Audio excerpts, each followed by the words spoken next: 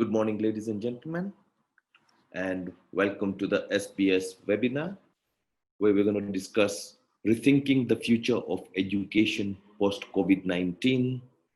And we're also going to launch the Ready for Students fundraising initiative. COVID-19 has caused disruptions to the education systems and the prolonged school closures all around the world, including Kenya, resulting in the need for everyone to explore alternative ways of providing education to ensure that learning continues. Keeping education continuity in mind, many educational institutions in Kenya have rushed to online distance education using online platforms, e-learning, and a lot of ICT tools, which has set off an unplanned and rapid shift in the education sector, opened the door to many opportunities for those who could access online learning, but also highlighted existing and new disparities and gave rise to several challenges. As a result of the challenges across the country in managing the spread of the virus, the Education Ministry has deferred the reopening of the educational institutions to January 2021 at the earliest, and ordered all students learning using the Kenyan curriculum in schools to repeat the year 2020, that they shall remain in the same class when they reopen. However, many private schools have gone ahead to promote their students to the following grade. And those are very few students, considering the population of the country. Private schools is a small fraction of the students. And once they're promoted, the question arises, how effective has the online learning been for them to promote? Taking into consideration, we were all caught by surprise. We did not have systems in place where the teachers had received training to prepare themselves for preparing online delivery material, nor on effective delivery of online classes. So as the schools, however, have promoted the effectiveness of what we've done over the last 4 or 5 months and will do over the next 3 months, there is a question mark on that. And beyond education, schools play a huge role in the society. And there is a huge impact of students in staying away from schools. And there has been already been some research done in rural areas. There is increase in child labor, child pregnancies, early marriage as a result of everybody staying home from schools. So apart from education and academics, there are other impacts as a result of students staying away from schools. So the key questions facing us are, how should the schools prepare themselves when they reopen? Possibly in January 2021 as things stand now, but who knows, that could even change. And we assume in 2021, the threat of COVID virus has reduced, but it is unlikely that the threat of COVID virus is going to be totally eliminated by January 2021. And we shall still need to ensure that the students wash their hands regularly, because in rural schools and many city schools as well, it is unlikely that we shall have enough classroom space to practice social distancing effectively. And secondly, are the young ones able to social distance themselves the whole day? Very unlikely as well. And we also need to think of how else we can keep the families, students and their families safe. So the question arises, how do we provide for adequate school nurses to continuously sensitize the students and teachers, as well as monitor the safeguards that have been put in place? How do we train staff to manage any outbreaks that may occur? How do they identify outbreaks? What do they do next? So there is a lot of work to be done between now and when we actually want to reopen in January 2021.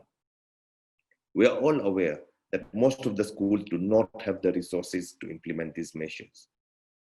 And if we don't implement these measures, the consequences can be grave.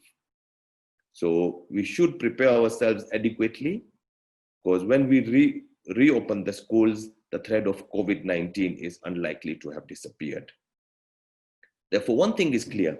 It is in all our interest to ensure we do whatever necessary to get the children back to school in a safe manner and as early as possible. So the ball lies in our court to make sure we all play our part in getting the school started, be it January 2021, and at the same time, make sure that everybody who goes to school is safe. So to discuss this topic on the future of education post-COVID-19 and how to get back to school, we have experts from the two key areas that are relevant to this discussion. We have Dr. George Jenga, the Executive Dean of Strathmore University Business School, who is an expert in education, having done that all his life. And Mr. Idris Ahmed, the Deputy Secretary General of Kenya Red Cross, who are veterans in disaster management and response.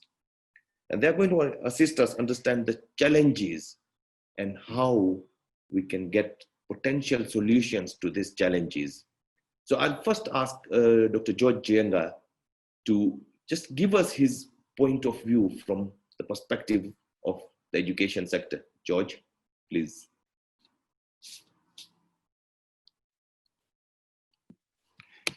Thank you, Nando. Really grateful for you being here as the team head of the Alumni Executive Committee and looking after, in a manner of speaking, more than tens of thousands of students who are alumnus of Strathmore.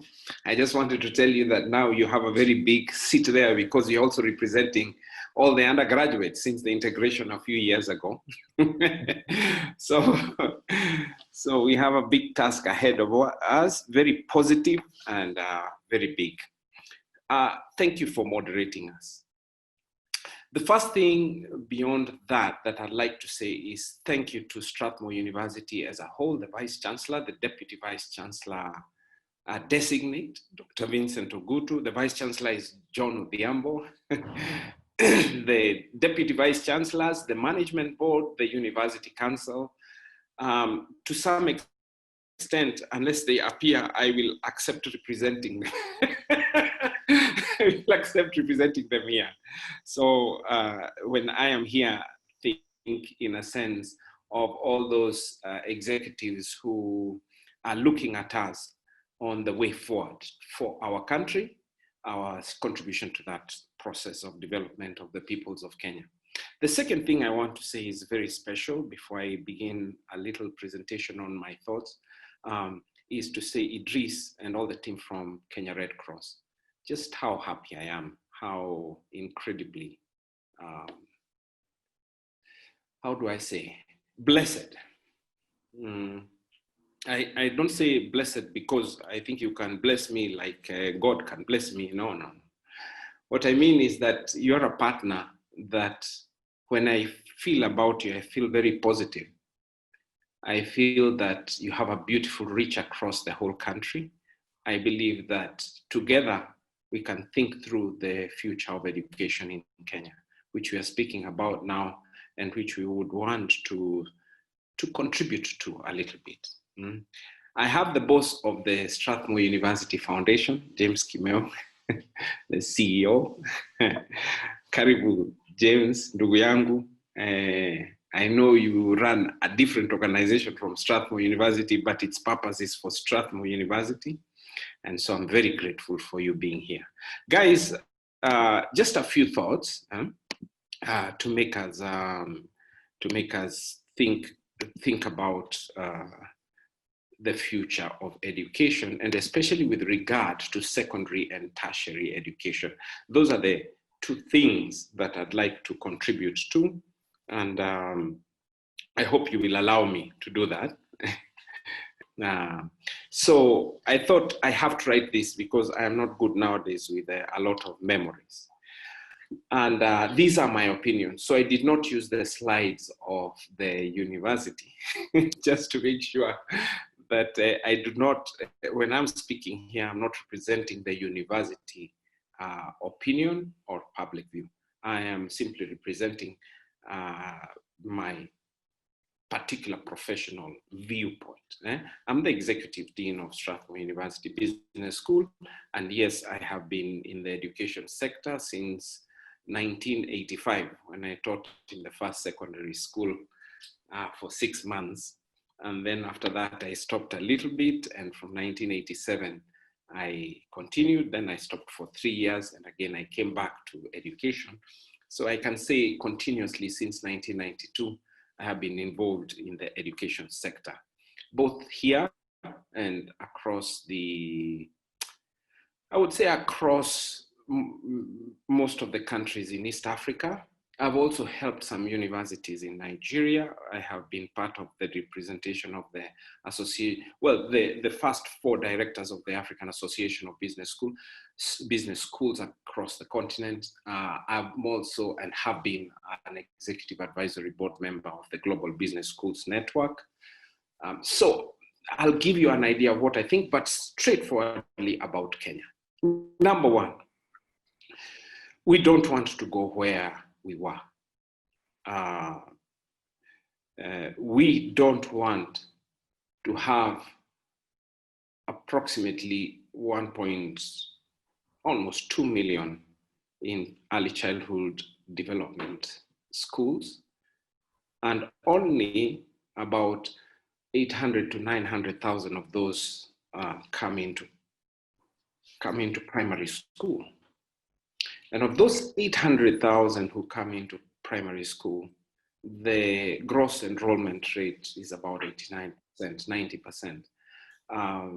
The net enrollment rate, how they proceed towards the end, is quite shocking, because only around 550 to 660 over the last 5 years the students sit for KCSE.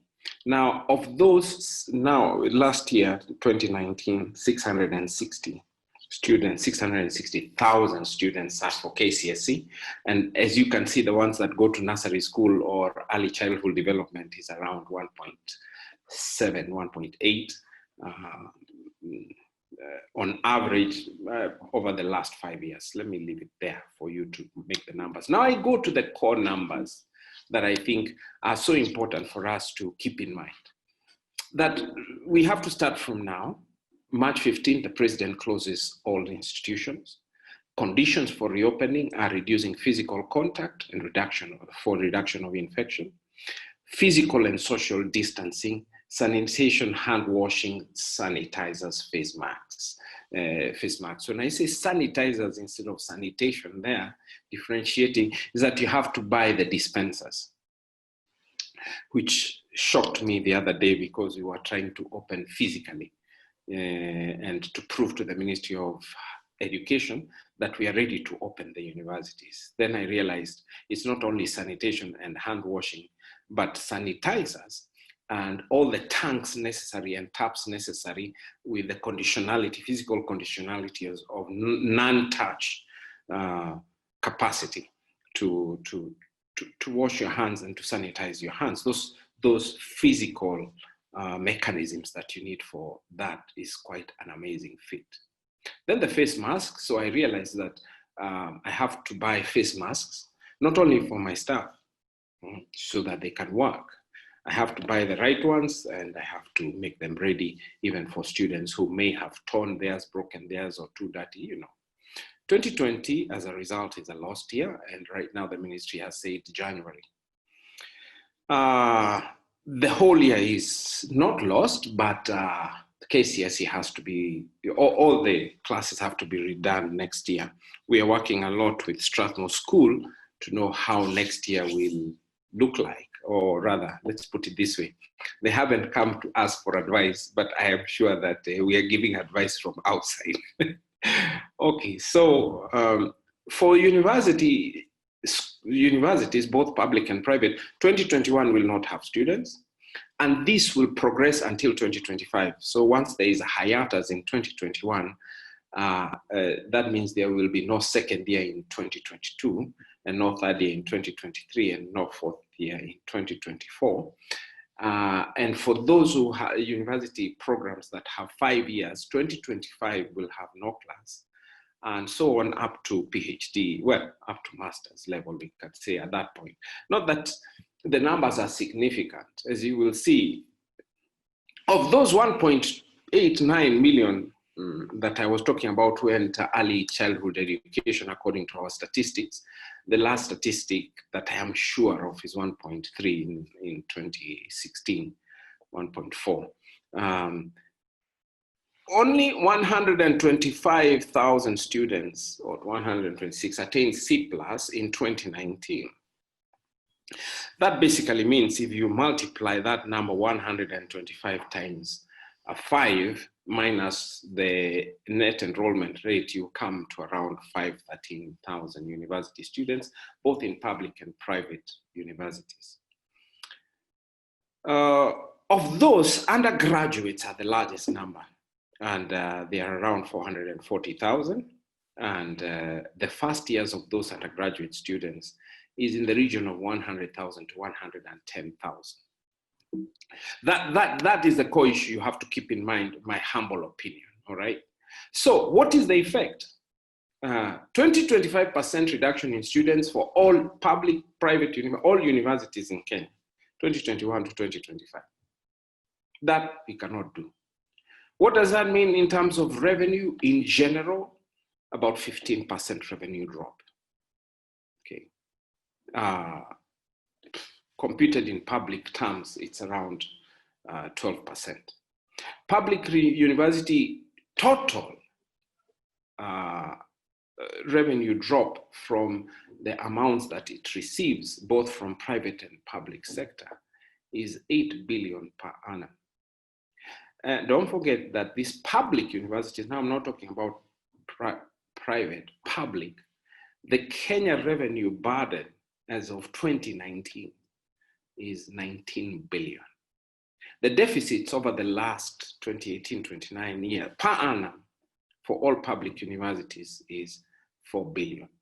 And Professor Madara Ogot there, who was looking at these numbers a little bit more critically, and so I got some insights from him. He's the Deputy Vice Chancellor, Research, Innovation and Enterprise in University of Nairobi.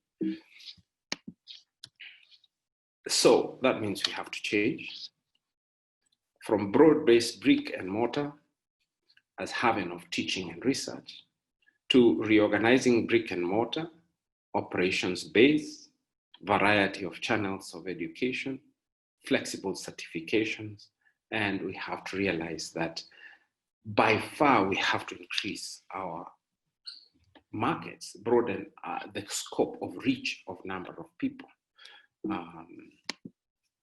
So in the next 5 years, the class size will physically be smaller, but there is more. What are the things that, apart from that, that will drive change? Unrestricted sources of knowledge and access, accessible fee structures. People will come up with structures that charge less fees in the next 10 years.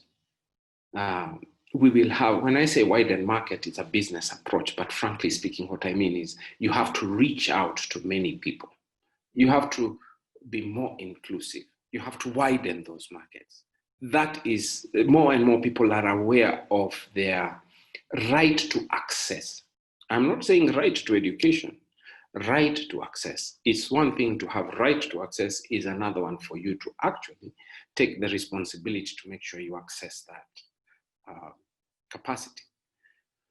We have to build new techies for the education sector, and there are plenty of them. The entire secondary and primary school is already online. I know Kenya Institute of Curriculum Development is already teaching through radio. Now, can that radio be changed? Why do we have to wait for somebody else to change the radio structure? Why doesn't it also receive broadband? Why doesn't it receive internet? Why must we keep our radio the radio? Okay. In order for us to reach central Turkana, 900 kilometers north of Lodwar, why don't we rethink things. We have to capture data, store, analyze, and accessible. We can no longer say we don't have access to data. We have so many techniques, including geospatial capability, to know the data better. One other thing that will be very, very important is that students will be more mobile. We can see, especially in our country, the integration of new accessible roads across the entire country. So we can no longer say that students cannot move from their places of stay and reach safely to school. But when you think of it broadly, the whole of East Africa, Ugandans, Tanzanians, Ethiopians, Rwandese, Burundians, Congolese, the number of Congolese students traveling to Kenya, because now it's accessible for their superior education, in quotes, is enormous. In Strathmore University, we have about 10%, 20% international student presence. And when we look at them, Uganda and Congo are leading, followed by Rwanda and Tanzania. So don't underestimate that mobility now can make things more accessible. And then one last thing, which is very important. At least Africa now has come to recognize that the centers of entrepreneurship innovation are the universities and even secondary schools. Because secondary schools sometimes are the highest sources of education knowledge in villages. Now, let us see. Education remains an unrivaled ladder of social mobility. So we are not going back to the place where we are. What we are being asked is to go to a future that is more equitable. Okay, it's a hard ladder to Zonkao is, I think it's the Japanese ladder of success. It's a hard one for many people because it's not just going to class and learning. It's like Nandu has said, the technology, the efficiency of the technology, the connectivity of the technology, the physical classes, the type of teacher training that we have, and so on and so forth. So business models have to change, both in the primary and in the secondary school, and finally in the universities. Now, people tell me that, you see, even though the physical structure of the school or educational institution in general will be physically changed, I want to tell you one thing. You probably will have to fall back to a situation where 60% of the time students are in class and 40% of the time they are in schools. And when you look at the curriculum changes that have been done in Kenya, this is clearly a way of telling us, guys, there is more education that should come from the family. But that means your business model will change. And now I'm going to look specifically at the university. So there is apprehension that high stakes exams, which some education theorists want to scrap. In other words, this thing of KCSE run by the government and run by the Ministry of Education and the Kenya National Examination of Council, that is, an archaic system.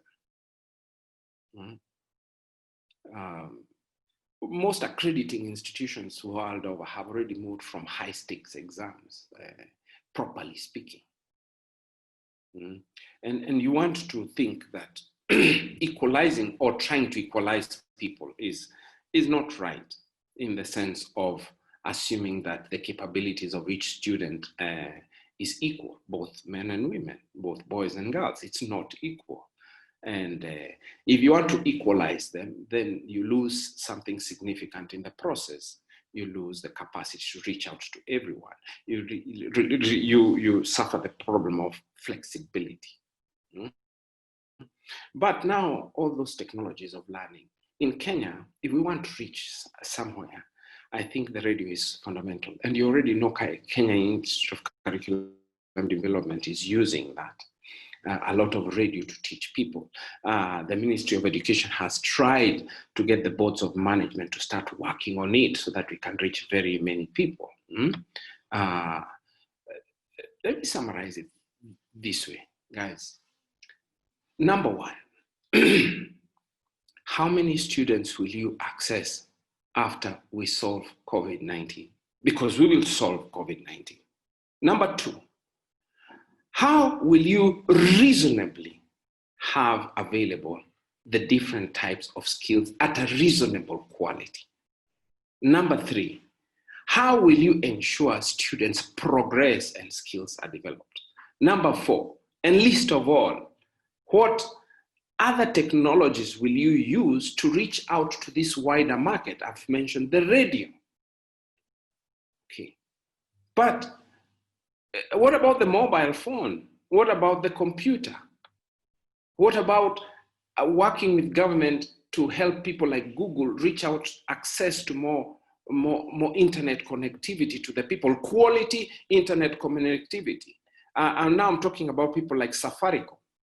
Okay, we are here, they are making profits, and I agree, business should be business, and you should try to do your service or product perfectly and earn your profits from it.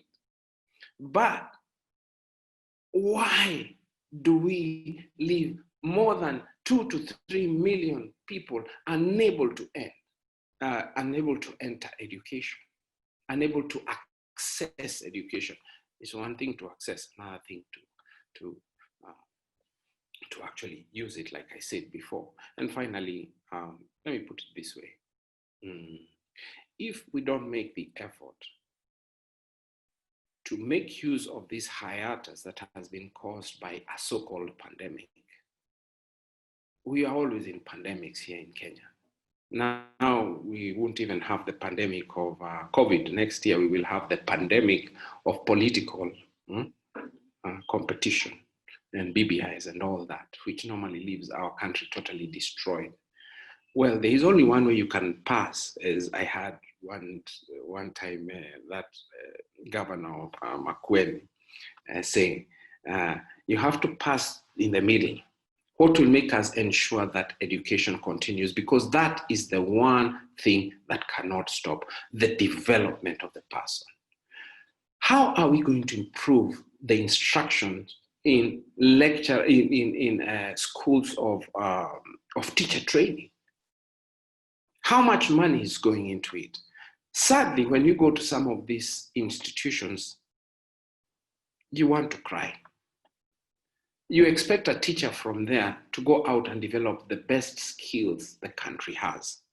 That teacher cannot even go to a toilet in some of those institutions. Of teacher learning, the environment, the cleanliness, the quality of teaching. There is no lack of very brilliant people. And here I have to say, thank you very much. We have to change all that. Thank you very much. Thanks a lot, George. Thank you very much for your thoughts on the education sector. So now we will go to Mr. Idris.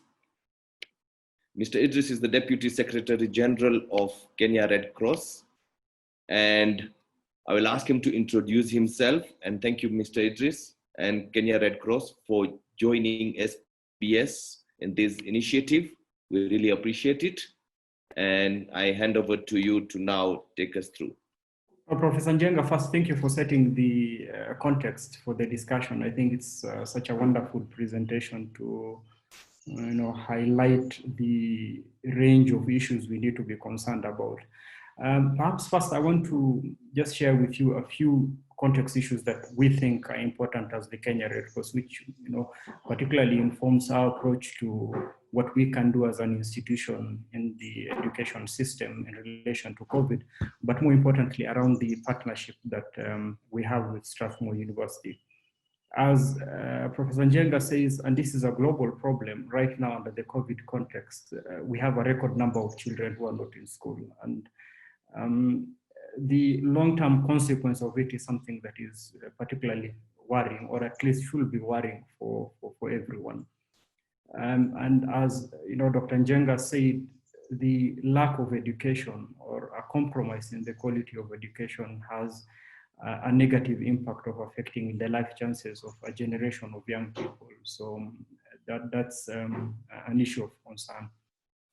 The business we are in as the Kenya Red Cross, which is vulnerability and risk reduction, has two sides to it. And one is we have to work consistently to reduce the risks that communities face, and these risks, range from health risks to, disasters and other risks that community face generally. But the second tool, the most important tool for dealing with vulnerability, is generally being able to invest a lot in development assets and developmental assets of individuals and of communities. The key one that has generally been agreed upon is education. Education is not only just a great equalizer of people, but it's also a tool that, if put into use effectively, can support communities deal with their development challenges. And therefore, as an institution, we have an interest in not just reducing the risks to communities, but perhaps ensuring and facilitating or supporting those who are working towards increasing access of education for young people. And therefore, this entire topic of COVID-19 in the education system is important for us. Dr. Njenga, you set the context around perhaps the current opportunities in the education system, virtual learning, use of technology, and so on. But he's also highlighted the concern that many of us have, that first, there's a quality problem that, I think there's still a conversation going on whether virtual learning has the same impact in quality on compared to actual classroom learning, but that I'll leave to the experts like Professor Njenga to have an opinion on. But what at least that keeps some of us thinking, and perhaps this is not even an institutional position of the Kenya Red Cross, but my own thinking, my own thought through this is the current focus on arguing that classroom learning can be replaced by virtual learning, increases the risks that we already have of the divides that we have in society. The digital divide mutating to be linked to the social and class economic divides that are already there. The thinking that perhaps on the possibility that we will have to continuously increase the inequality between the various social segments of society through the current challenges we're facing in the education system is something that keeps us generally awake. So perhaps these are first the general context on education that we are a bit concerned of as an institution. The second one is there's an ongoing debate and conversation around COVIDs in schools and COVIDs in the education system. The first part that we have to remember generally is that COVIDs in schools is in a context. It's in context of COVID in communities, meaning that we have to get it right on our approach of how we reduce transmission rates within the community as a whole, for us to be able to get it right on reducing the risk of COVID infection within schools. And that's something that we have to remember generally. We cannot be having this conversation in isolation. So that's the first thing. The second thing is the epidemiological questions that are still ongoing, for discussion among experts on, infection rates, transmission rates in relation to children, especially under the age of 18. The discussion that perhaps the children are not as contagious as adults, that the infection and transmission rates of children under the age of 18 is not as high as adults. There's an entire range of conversation around that first one. The second one is there's also a conversation around whether there's any specific linkage between, unique linkage between schools and COVID. And there's a discussion, scientific discussion, I think one particular study that at the London School of Hygiene and Tropical Medicine looked at whether there is specific cluster linkages of COVID transmission rates in schools as being any different from transmission rates across the community as a whole. And this particular study concluded that there was no particular linkages of an increased cluster of COVID cases in context of schools. But other studies, including those in Germany, show that between the period of May and June, 1 month after opening school, schools' COVID rates jumped from 10% in the cases of children, people under the age of 19 to 20%. So yes, there's a bit of discussion around the data on whether there is any unique risks facing young people or unique risks associated with schools that justify continuous closures of closure or not opening of schools.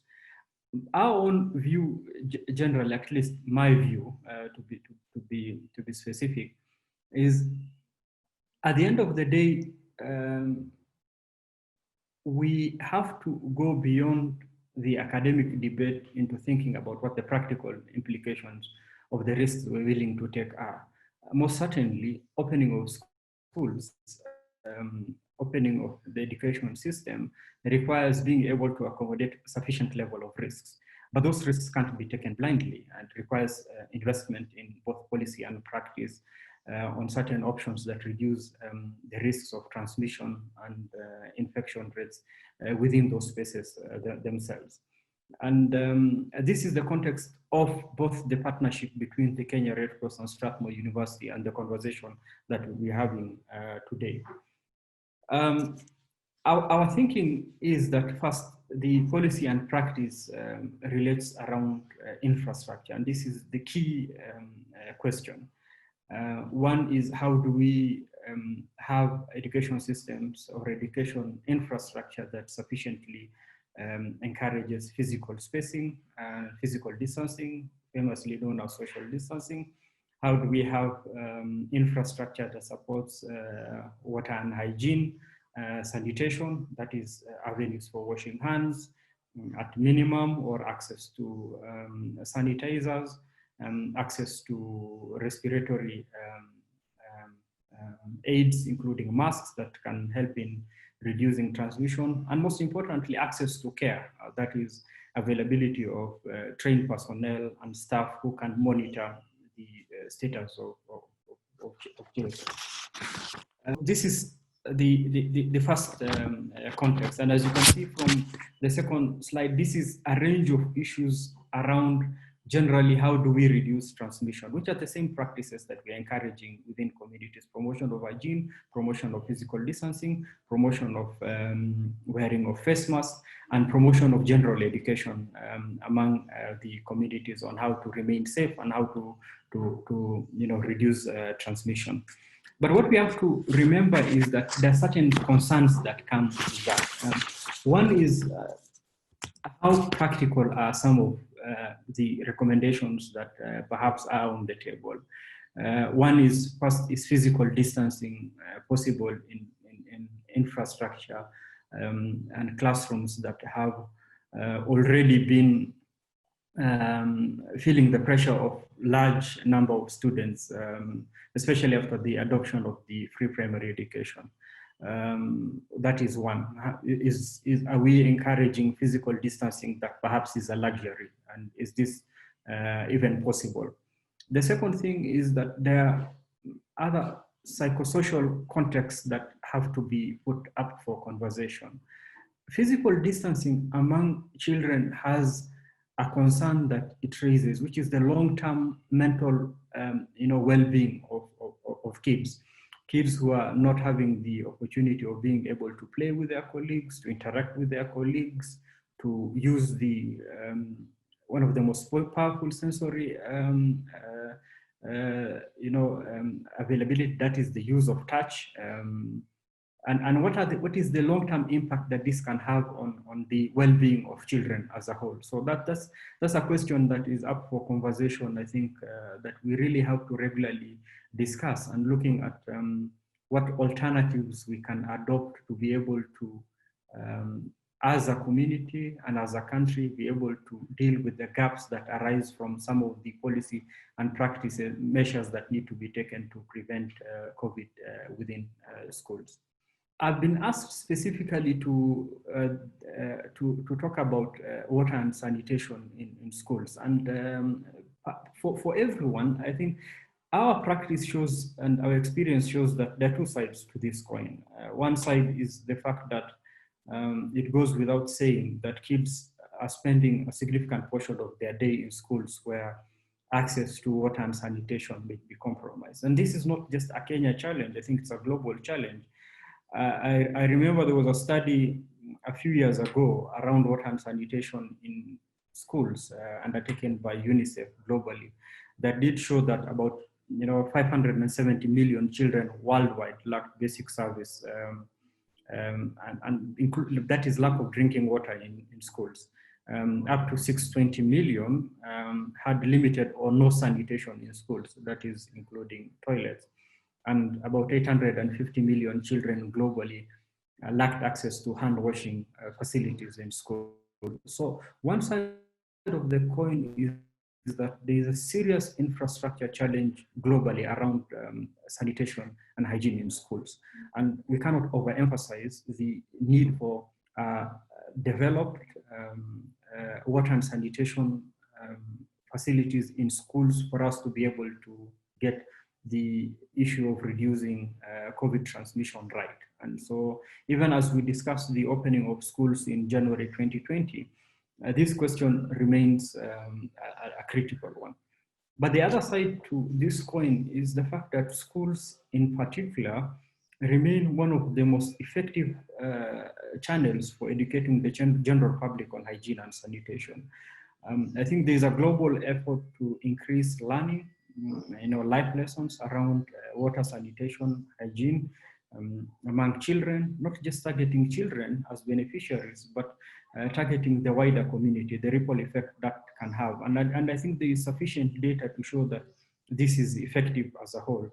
And this is the reason why WASH in schools is a key component of the Sustainable Development Targets.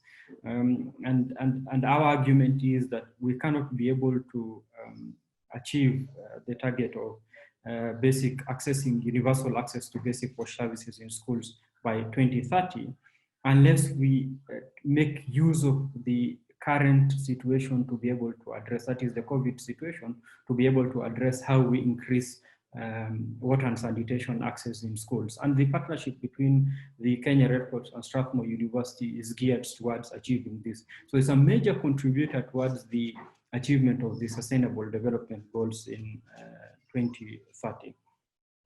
And perhaps maybe I'll just give a few concluding remarks. One is, as we look forward to the policy directive, at least being given by the Ministry of Education now, working towards opening of schools in January 2020, it behooves us to really think through how do we, between now and then, sufficiently scale up access to water and sanitation services within schools. And this is a partnership that requires, and it's not an obligation, partnership between the private sector, humanitarian and development institutions such as Kenya Red Cross, academic institutions, including Strathmore University, and the government. So we have to be able to have a serious, not just conversation, but put money on the table, put resources on the table to be able to scale up. I think we have about 5 months to be able to seriously achieve scaling up of water and sanitation infrastructure in schools. Perhaps I will leave it at that, hoping that there will be questions that will come up to continue the conversation. Thank you very much. Thank you very much, Mr. Idris. Really appreciate your comments. And once again, thanks a lot for what Red Cross is doing to make sure we all move forward safely. Next, I would like to invite James Kimeu, who is the Executive Director of Strathmore University Foundation and has a lot of experience in mobilizing resources from the larger community for various causes. James, how can we all address this challenge collectively? Thank you, Nadu, and thank you, Idris and Dr. Jenga. It's wonderful to be in this platform with all of you. And I'm glad to have the opportunity to talk about solutions. Dr. Jenga and Idris have painted a picture of the challenges that we have during this time. What I wanted to do is ask you for a second to just take a deep breath and take a walk with me back in 1958, 1959. This was the time when the foundation of Strathmore University was beginning, with 3 young men who had traveled across the sea from Europe to land into Nairobi, looking in how do we engage the African community in an education setup that is futuristic.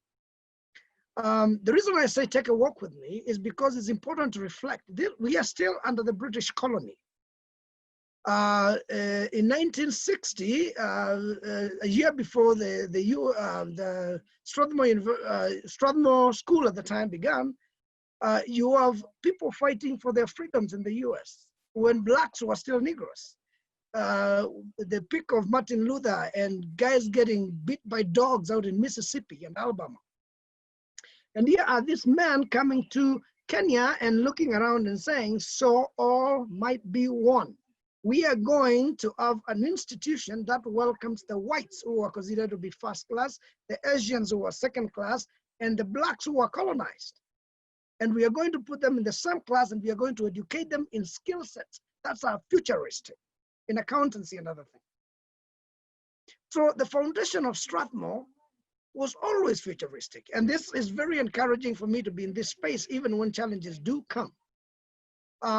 It's good to ask yourself, why are we in this discussion in the Strathmore platform? Strathmore has always been involved in just beyond the higher education. When you look at most institutions, they start thinking of the recruitment when students are 3rd year, 4th year in high school or in such places. But we have already engaged. That's why we're having this conversation. That's why Dr. Jenga is talking about accessibility and affordability. These are important things to think from inception of when somebody steps in school at age 3 or 4 to when they actually get in school, so that they can rise in this ladder of social mobility, right? For me, to bring us to this next level of conversation, I wanted us to reflect on some of the ways that Strathmore has been involved in, for example, the Mature program, where it's 8 schools in some of the toughest neighborhood within Nairobi, where we have engaged. As I was talking to my colleague, Bararo, who is in the community service, who leads the charge in this engagement.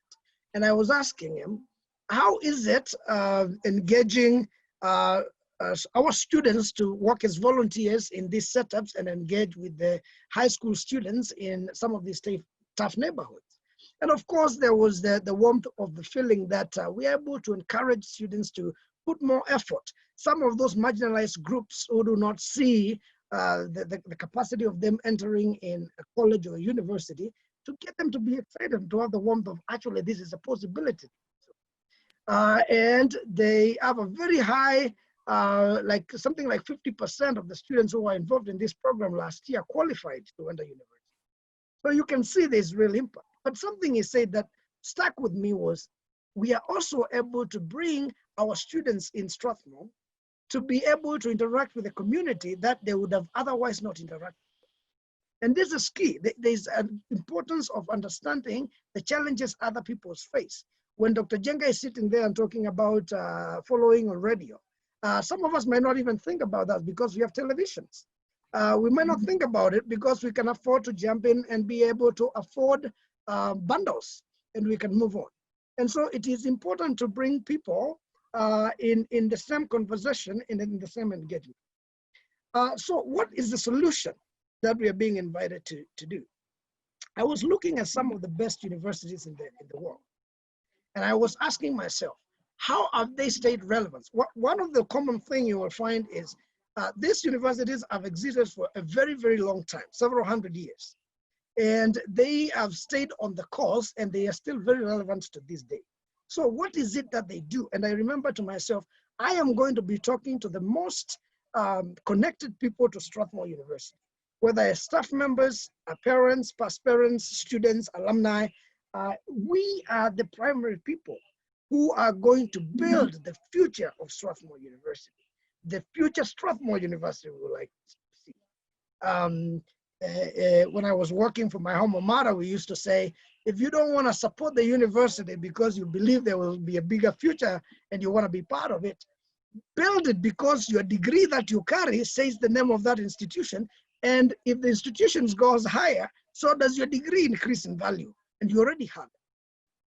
But in this case, I wanted to reflect on a university like Harvard University. They have 40 billion in endowment. You look at Stanford, 28 billion. You look at Oxford, I think they're at $9 billion in endowment. And then you look at Stellenbosch in South Africa, and they have 0.1 billion in endowment. And you look at Strathmore University, and we have $0.01 billion in endowment. And you start realizing this gap that automatically gets created. Who has access to you? How does somebody come in and be a student in our institution in comfort? Our VCD likes to say, especially for students like the mature students that we work with, and we encourage them, and they all of a sudden get an A-, a B. We don't want them to sit back and say, now I performed, where am I going to college? Why can't they just work in a university like the one we have and be able to get the degree in which they choose to have? Nadu, is that an indication we are good to go?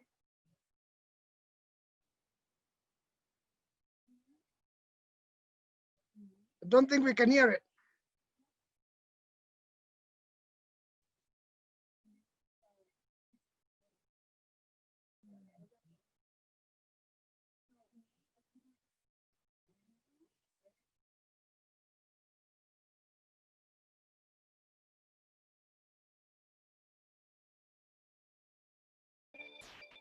And application as a response to that mission. One of the things that Macheo is doing through our students is also peer mentoring. The young people that our students mentor also continue to mentor their classmates, and that ripple effect will make the impact of Strathmore throughout this country and the region felt for a long time. Before I joined Macheo, I wasn't courageous. I could not talk before anyone. After attending several seminars and the talks, now that's when I had an open mind. I knew what education meant to me. I knew how to present myself to people. I was now courageous. I can speak before anyone.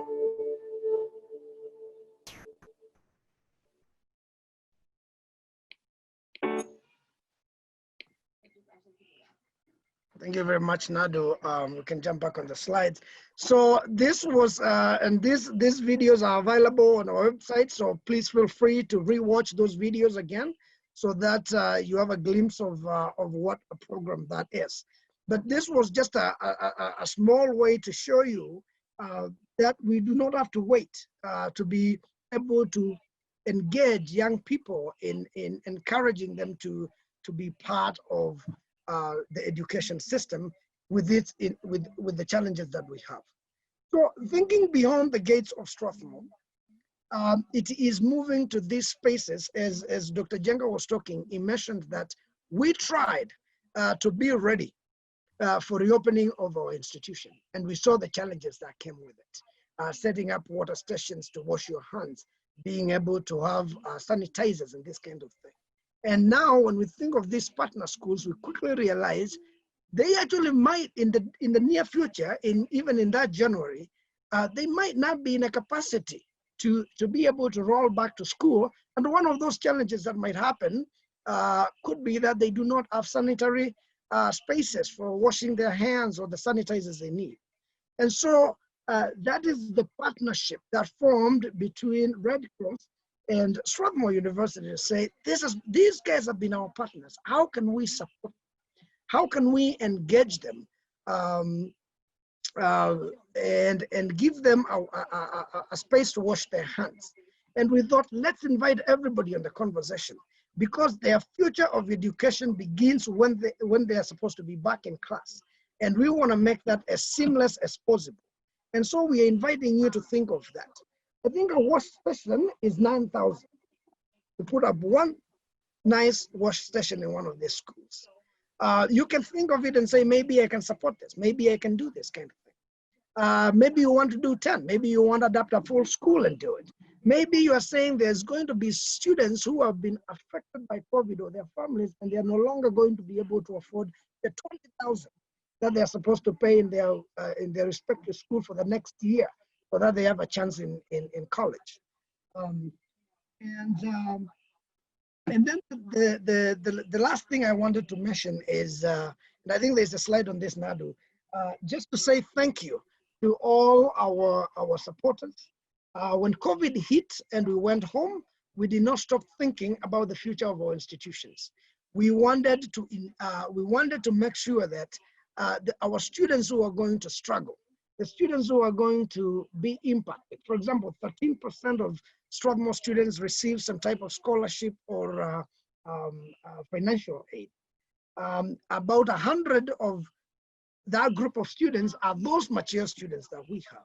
We wanted to ensure that a third-year student is not going to drop off or will not have continued education because of lack of internet. And then therefore we launched a campaign to invite you to help us raise 50 million shillings so that we can support those students who are going to be impacted. 60% of our student body have parents or both in some SME as a livelihood for the family.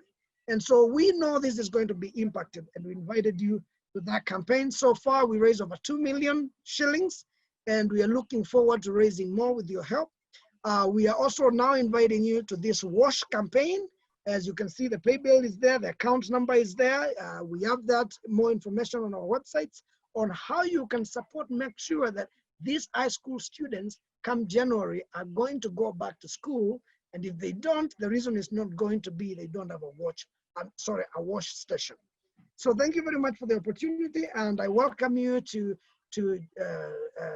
learn more about the institution, learn more about how you can support us, learn more about how you can be involved, come up with creative ideas in ways that we can find resources to keep moving.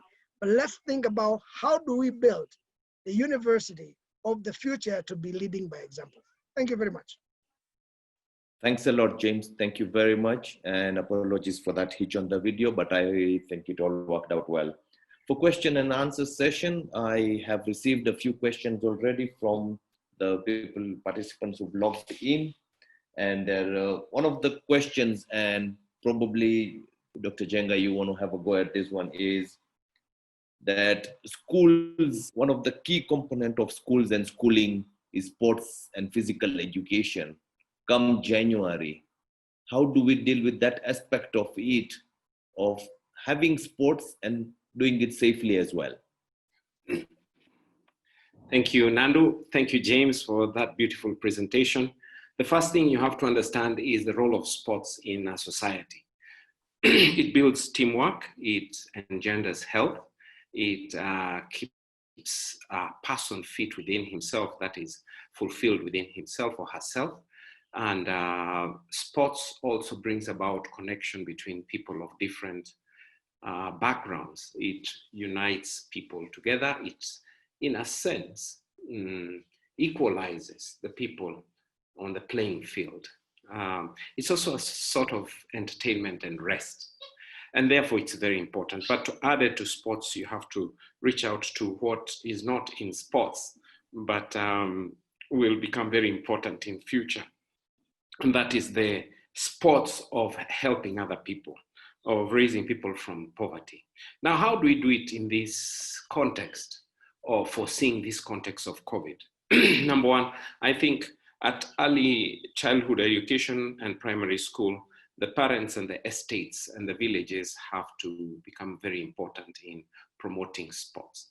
I know that most of our country and most of our people are engrossed in sort of livelihoods. And you see in the rural areas, people walk a long distance. The Maasai can walk 20 kilometers. And therefore, they always wonder why sports, okay, when they're doing so much sports in quotes. But there is something very beautiful that we have to see in secondary school. This is the professionalization of sport. Now, how do we do it? Well, schools have to become what I called industry and community centered. Instead of just having brand names like Strathmore or University of Nairobi or Lenana School or Kenya High School or St. Mary's Girls, wherever. We have to move from that concept to building the concept in the community right at the center of the community.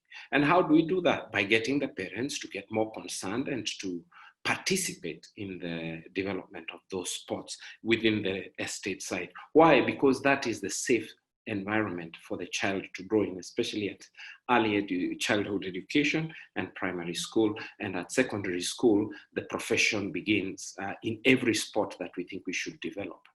If you ask me, why not the university or the campus of the primary school or secondary school? Because the one thing that COVID is demonstrating to us is unless our schools reach out to the communities, unless they feel leaders of the community, the societies around them, then what they will do is put a wall around the school, and only those few who can access that and who are able to access that reach out. But I'm sure that if we really want to get to the bottom of every person's accessibility to education and sport, those are the things that attract them. And therefore open up those gates and let's get out there to the communities and help them. Our teachers become members of the boards of schools. Get those schools to come to your community. The staff in a university or in a secondary school cannot just remain within that environment. Get out.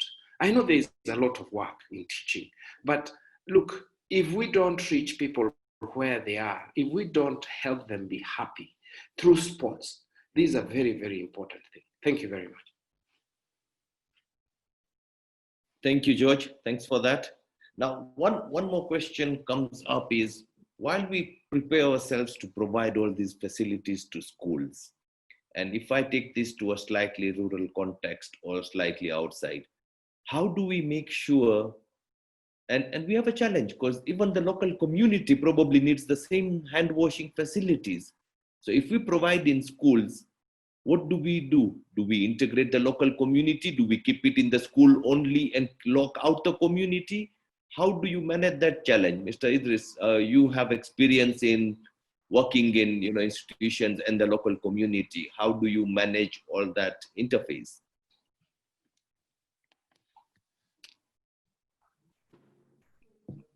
Perhaps we have to remember that schools are part of communities. I think the wider definition of a community is not just people, it's the infrastructure, the social system, and the interaction with the people as a whole. If a school is not in concert, both in its thinking, its service provision, its approach to learning with what the needs of the local place where the school actually is, then that school is not part of the community. It becomes a learning center that is physically located within a specific place, and it just ends that. And this is one of the biggest risks, by the way, to learning, I think, not just in Kenya, but globally. It is how do we have schools that are running that responds to the needs of the places where they're located, both in curriculum and how the curriculum is offered itself. And therefore, as Dr. Njenga said, if we define a school to be a gated institution where only those who can have access to the key and enter and exit can benefit from it, then it will not be able to, find use in the wider societal interests and objectives. So generally speaking, how do we, and I guess, I think as a country, this is one of the biggest challenges that we face. How do we make public institutions generally to be responsive to the needs of communities and the needs of the context in which they are located? And that is where I guess perhaps for me, we have to be continuously working towards. And maybe just to put it in context, what I'm going to say next is not necessarily a view of the Kenya Red Cross. We've instituted an education system post-independence that first really mirrors what we were subjected to at a colonial level. That's the first thing. And we have curriculums that are outdated and not practical to what the needs currently are. And I'll speak to one generally that is very useful to the context in which we are discussing COVID. It is only this year, early this year, that we had a policy on including disaster risk management in the education curriculum in the country. This is despite understanding that year in, year out, our communities are increasingly facing disasters, ranging from drought to floods and many other disasters as a whole. So how do we make our curriculum, our approach, our teaching to be based on what we need to know as a people? That's the challenge. And how do we have a curriculum that takes as importantly who developed the light bulb as it takes how to survive floods or how to treat a fracture or how to handle severe bleeding from injuries. So I think we have to review the institution called school as a whole to become an avenue that addresses what risks communities face and what the needs of communities are. Thank you very much, Idris. And that brings up one key issue which has been brought up by a few of our participants, is looking at our curriculum. How much do we need to change rather than have what we've been using for years? How do we bring in disaster preparedness? How to respond to disaster? And taking that to George. Dr. Jenga, have we been actively looking at, is our curriculum what we need now, or is it what we inherited and are keeping running with it? How do we deal with that question? You have asked a very hard question. Natu. Why do you ask very hard questions? Or is it the people of Kenya asking the questions? All right. Let me put it this way. Nandu has a point which we really need to think about. And while I say what I'm going to say, I want to commend the very beautiful minds that are thinking steadily over the change of the curriculum, and I think we are going to the right direction. So regardless of what I say, I am very appreciative. Now, number one, how do we integrate curriculum to the experience of our communities? For instance, if you go to Turkana, how do those schools help the Turkana people learn how to keep cows better, healthier cows? How do we reduce the deaths or animal death? How do we introduce the use of Lake Turkana? How do we increase freshwater fishing? How do we take care of the oil? Although I wouldn't be too happy about a lot of dedication in oil, but at least upstream oil, you need to start training people so that the school and the curriculum can face the qualities of the environment that the communities who take their children to those schools do. Don't prepare people, as Nandu says, or sorry, as Idris says, for the sake of working in the United States of America or in Europe. The second thing that I was talking about yesterday, and I thought is a crucial issue for us to think. My age and those people who are above me, I would say even up to back to the age of 35, we are gone. We are Europeans, we are Americans, we are starting to become Chinese. Now, we are not teaching our people what's the use of the minerals of the sea around us, the blue ocean economy for all those peoples around the coastal line. We are not talking to Kakamega's communities about gold. We are not talking to the Kikuyus about the use of land, Muranga. What we do is, like Idris sort of intimated, we copy. We don't own our world. We don't own Africa. we try to make Africa imitate others. And the day our curriculum and our schools and universities, educational institutions, seek the work of transforming their communities, things will change. Now, I'll give you just one last example. I was involved in a university, I don't want to say, but you may identify it from the example. I went to think through some ideas with a board in one of the universities in central Kenya, where they called me just to think with them. And they started talking to me about BCom. They started talking to me about management training, which is good. It's not a bad idea.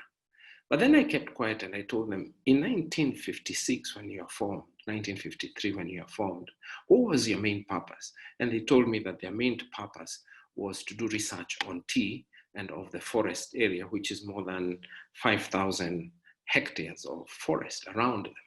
So you are meant to do research around the tea tree, to do research around the forestry, to do research around the soils, to do research around value addition on tea and the forestry around it, what we may call bioentrepreneurship. So why did you go to BCom? And they kept quiet. So I told them, you are meant to transform these communities that depend on tea, on forests. The only thing you have done is to try to make them look like a desert somewhere in Arkansas, United States of America. So why don't you simplify the whole situation? Let the curriculum face the community. Now, there are general things about curriculum, and we must see how to develop them. But the general things should be done as ordinary, accessible, free skills to people. Every person needs accounting and finance. Every person needs to understand the economy and banking and finance. Because if they cannot, how can they borrow money? If we don't tell people how to borrow money, then we reduce the access to finance and capacity to a few people who can afford to come to Strathmore. Now, can Strathmore, what is COVID telling Strathmore? COVID is telling Strathmore, open up the fence. And even though I insist that this is my own personal opinion, right? Not the universities. But for once, the society is asking us, okay, now we are equal. You cannot go to Strathmore, that beautiful environment. You cannot, even if you pay a lot of money, you cannot go to that physical environment. Is it a negative thing? Well, we can take it negatively and say, wow, we will need 60%, which is the future, 60% of physical presence of students. But the moment we go to 40%, that is retain students where they are in the communities, it forces us to start changing and thinking, how can our teachers reach out to those people in the communities and understand them of the needs of their environment, at the SDGs that they need to consolidate around them, at the way they have to enrich and remove poverty around them. If we don't do this in our curriculums, well, with Idris, let me put it this way, we have a colonized mind. Thank you. Thank you very much, George.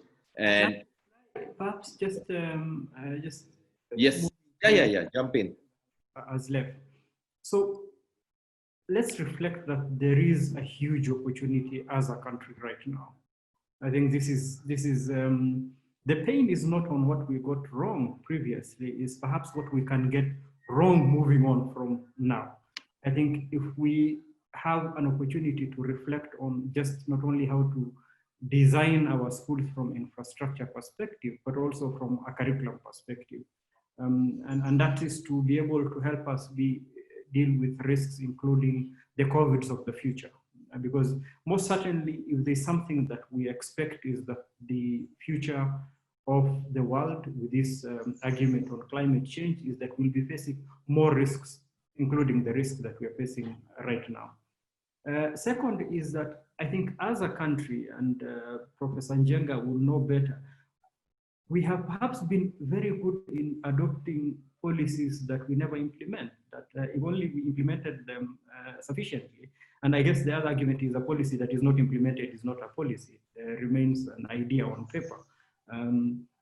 2010, this country developed or adopted the nomadic education policy. And the thinking around the nomadic education policy was exactly to support communities like the Turkanas that Professor Njenga is mentioning, other communities in the nomadic areas, to be able to prepare them to make meaningful, have a meaningful life in the context in which they're operating. The nomadic education policy suggested flexibility in curriculum. It suggested flexibility in term dates. It suggested flexibility in the examination approach.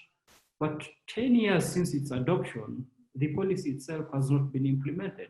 And I think this is the curse that we need very strong prayers against.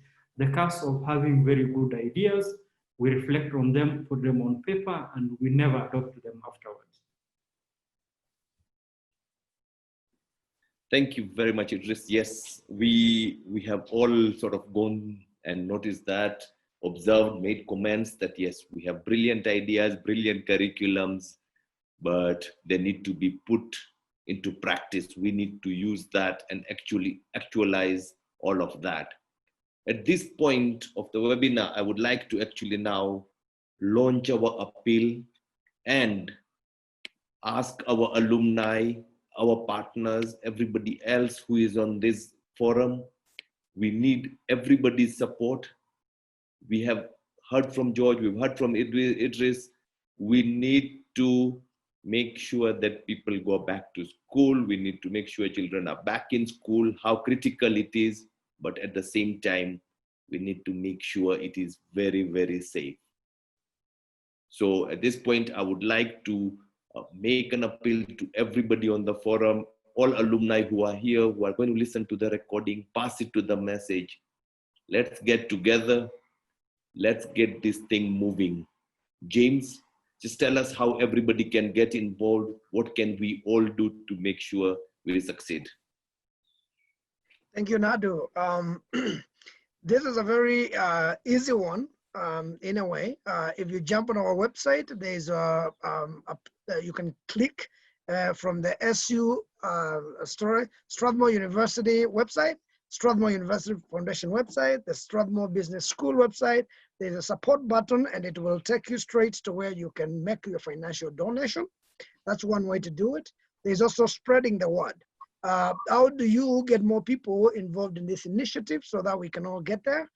There's family and friends and many more who are not in this platform. We are counting on you to be able to spread the word. And then thirdly, I'm really encouraging people. Shortly before this call began, Dr. Njenga and I were discussing on some different ways in which people can be creative. For example, VCD has been running and some people have decided to support him. Every kilometer he covers, they say, I'll give 500, I'll give 1,000, and that money will go to help a student, either in putting a wash station or either in supporting those who are going to be impacted by COVID-19 to continue with their education. So I encourage you to think of ways in which you can do fun things. I tried it myself, and I started running in the hills of Nungune, where I'm calling from. Where I've been since COVID. And it's, you keep fit and you actually get more people engaged with you to support. And then I also think, I want to send everybody home to think even harder. How do we make a long-lasting impact on Strathmore so that it can blossom to bigger things for Kenya and for the world to come? Some of the issues we have touched on in this conversation is character. Right? We need leadership of character, what Idris is talking about. You can come up with good policies, you do not implement them. So then you have a vacuum. We were talking about Strathmore formation in 61. Njenga is inviting us to think of those who are 35 and above and what that has looked like. We have to ask ourselves, where are we going to be 50 years from now, 100 years from now?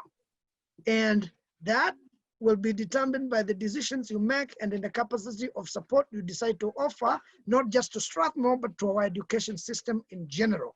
And I think that is a bigger call, a longer term call. But for now, please join us in supporting this campaign. Thank you very much. Thank you, James. Thank you, James. George and Mr. Idris, can I ask for your parting shot as we come to the end of the webinar? Give me your one parting shot each to all the participants. George, Let if you can. please go faster. Oh, okay. Idris, if you can go first. Yeah, because I'm older than George. So look, I will encourage everyone to make contribution to this particular appeal. At the end of the day, you're not just making a contribution to support people who go through COVID. You're making a contribution to make people secure a stronger future, a future that is not just healthier, but one in which there is reduced vulnerability for many people. So I encourage everyone to contribute. Santi. Idris, when we go out to start the fundraising campaign, I think we have to have only one thing in mind: to have successful access to education across the country. And that means that we have to teach people even the basics of healthcare and the basics of sustainable environments. And I am very glad for Peter and all the team at Strathmore University who are cooperating in starting this onslaught to change that capacity of access to good education. And for us at Strathmore, I think this is a very beautiful moment for us, not only to reach our own students, but for us to increase. I know through Macheo we have already done quite a bit, and we're accessing more than 800 students at any one moment in time outside the university. But how can we use new channels like the radio, the television, and the mobile phone and the computer to reach education to all those people, or even schools or even teacher training centers that require that education, that gift you can offer them thanks to what God has given you. Thank you very much. Thank you very much, George. At this point, I'd like to thank all the participants, all those who have logged in. Thank you very, very much for taking time of your valuable time of your schedule. We really appreciate it. As you can see, we have a plan, but the plan can only work if all of you are with us. So you are kindly and humbly requested, kindly donate. Let us make this possible so that we can have everybody safely back in school in January, guys. Thank you once again. And at this point, I'd like to say query and have a great day ahead.